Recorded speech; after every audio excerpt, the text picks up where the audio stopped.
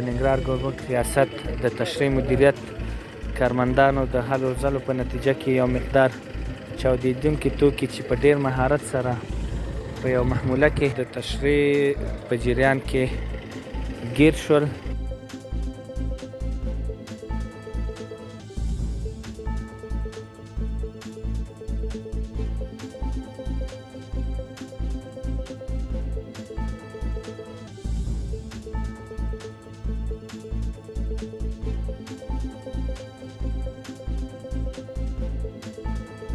اته بوجۍ بارود دي او 15 بوجۍ سانسوز دي چې تاسې ګورئ.